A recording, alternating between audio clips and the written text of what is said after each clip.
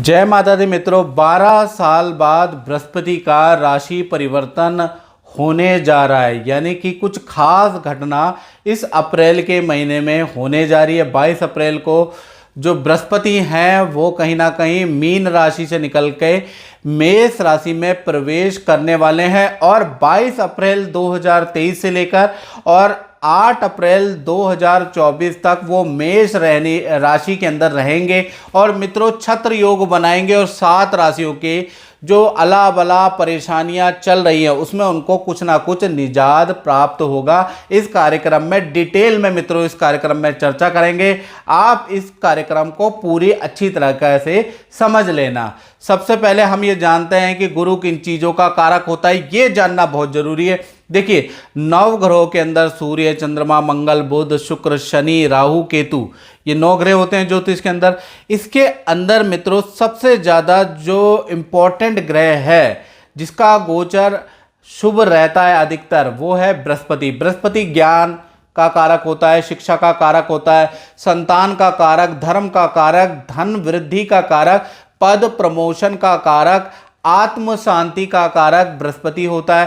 साथ ही साथ विवाह का मुख्य कारक होता है। यानी बृहस्पति की महादशा, बृहस्पति के गोचर में प्रेम विवाह या प्रेम में विवाह में सफलता, विवाह में अड़चने समाप्त हो जाती है। इसलिए ही तो गुरु को कहा गया है गुरुर ब्रह्मा गुरुर विष्णु गुरुदेवो महेश्वरा गुरु साक्षात पर ब्रह्मा तस्मै श्री गुरुवे नमः। यानी गुरु ही सब कुछ है, गुरु ही ब्रह्म है, गुरु ही विष्णु है, गुरु ही शिव है। गुरु इस जो भौतिक रूपी जो पर ब्रह्म है, जो माया है, जो मोह है, उनसे निवृत्ति दिलाने वाला और आपकी मनोकामना को पूर्ण करने वाला बृहस्पति होता है। चाहे गुरु स्वरूप जिस गुरु को आप मानते हैं या उसको मान लीजिए, और बृहस्पति भी गुरु है। आप गुरु का जो गोचर है क्यों खास है ये समझ लेना बहुत जरूरी है। गुरु अगर देखा जाए तो कुंडली के अंदर क्या क्या चीजें करने वाला है, गुरु कुंडली में अच्छा होता है या गुरु का गोचर क्या क्या देता है, इसके बारे में चर्चा करते हैं। यदि गुरु अच्छा होता है तो व्यक्ति निर्धन से भी राजा बन जाता है। यानी कि गुरु ज्ञान का, शिक्षा का कारक होता है और धन का कारक होता है। अगर कुंडली में केंद्र त्रिकोण के अंदर बृहस्पति बैठे या बृहस्पति अपनी राशि में बैठे तो वो व्यक्ति यकीनन आगे चल के करोड़पति जरूर रहेगा। करोड़पति बनो, करोड़पति बनो से जो आप यूट्यूब में देखते हैं ना मित्रों कि करोड़पति बन जाओगे, उससे करोड़पति बने ना बने लेकिन बृहस्पति 100% आपको करोड़पति जरूर बनाएगा।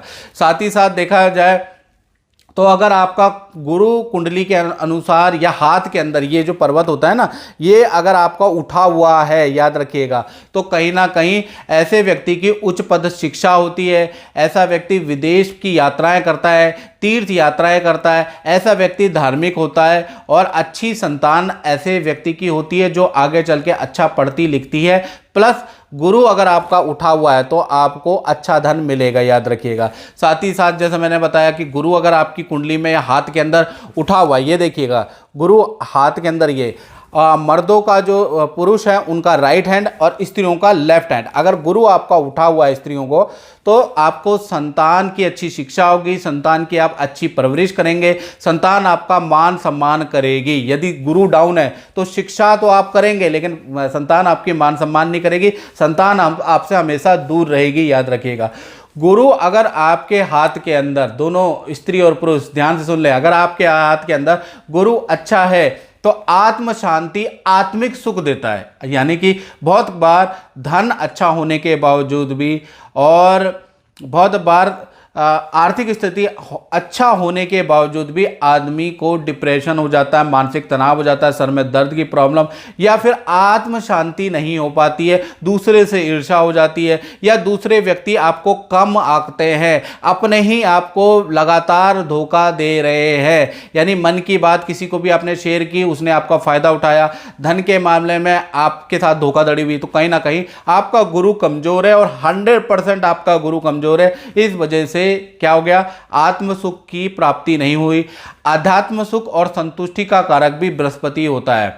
यानी कि अगर आपका बृहस्पति अच्छा है तो आपको आध्यात्मिक सुख, ईश्वर दर्शन, गुरु के अच्छे गुरु के दर्शन आपको जरूर मिलेंगे। अगर आपका गुरु खराब है तो आप जान सकते हैं। इसी प्रकार से देखा जाए कुंडली के अनुसार या हाथ के अंदर अगर बृहस्पति आपका अच्छा है स्त्री का पुरुष का, तो कहीं ना कहीं आपके अंदर के 1,00,000 दोषों को दूर करने की क्षमता बृहस्पति में होती है।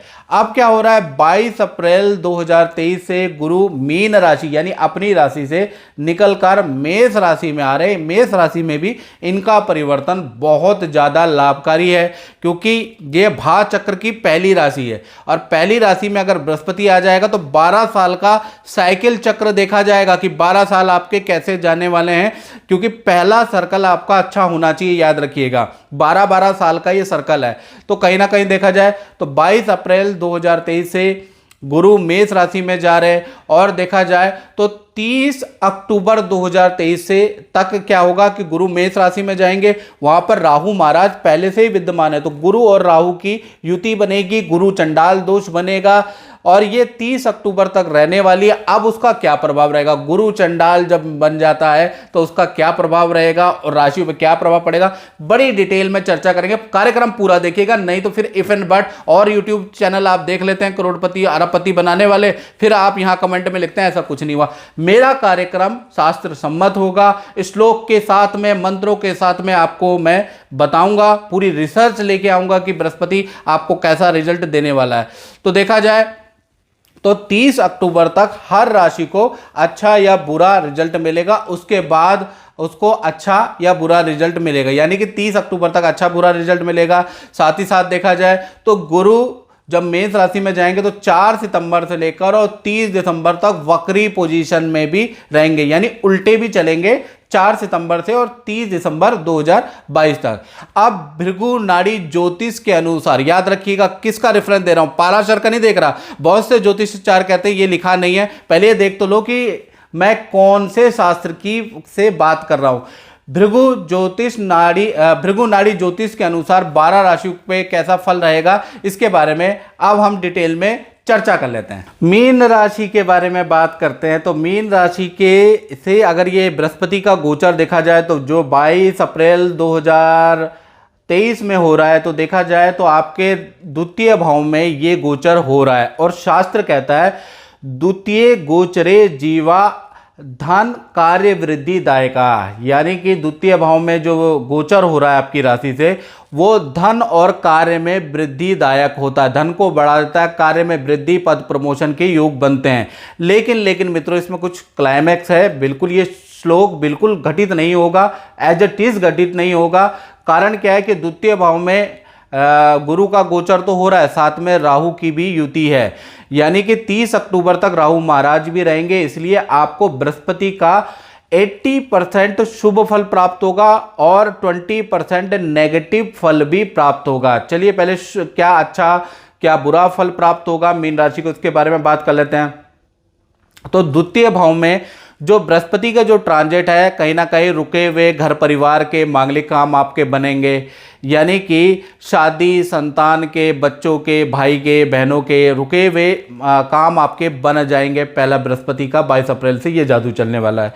दूसरा देखा जाए तो द्वितीय भाव में बृहस्पति होने से, क्योंकि द्वितीय भाव धन का भाव होता है, तो रुका हुआ धन, फंसा हुआ धन आपका मिल जाएगा।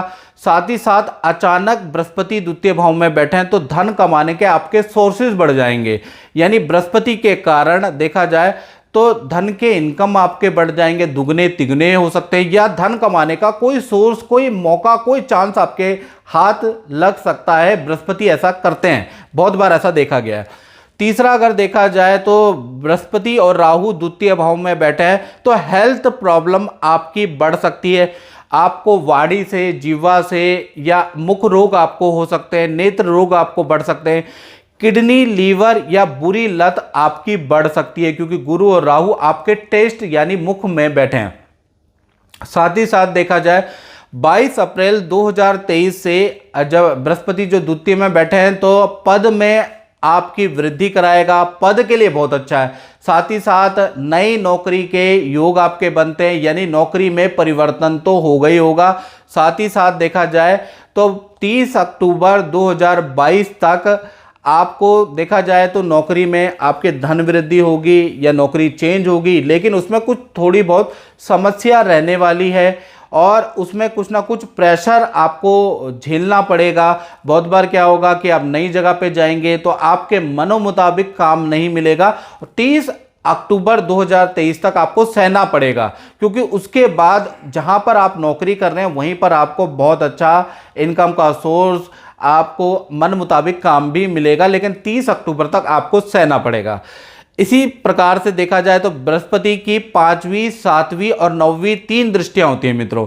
तो 5वीं दृष्टि आप जैसा कि डायग्राम में देख रहे हैं तो आपके शत्रु यानी छठे भाव पे है, तो कहीं ना कहीं देखा जाए आपका कोर्ट केस या सरकारी रुका हुआ काम का फैसला कहीं ना कहीं 22 अप्रैल के बाद से लेकर और अगले साल अप्रैल 2024 तक आपका रुका हुआ सरकारी काम बन जा सकता है।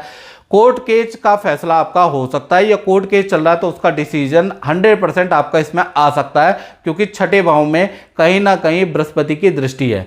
और साथ ही साथ देखा जाए तो बृहस्पति की जो 7वीं दृष्टि है वो अष्टम भाव में, तो अष्टम भाव पैतृक स्थान है, यानी कि पैतृक गांव की ओर आपका लगाव होगा, प्रकृति की ओर आपका लगाव होगा, बाग बगीचे की ओर आपका लगाव होगा, यानी कि आप खेती करने लगेंगे, खेती संबंधी जमीन का आपको लाभ हो सकता है, पैतृक जमीन का लाभ हो सकता है, पैतृक जो वाद विवाद, पुश्तैनी जमीन में जो वाद विवाद था उसका कुछ ना कुछ आपको लाभ होगा।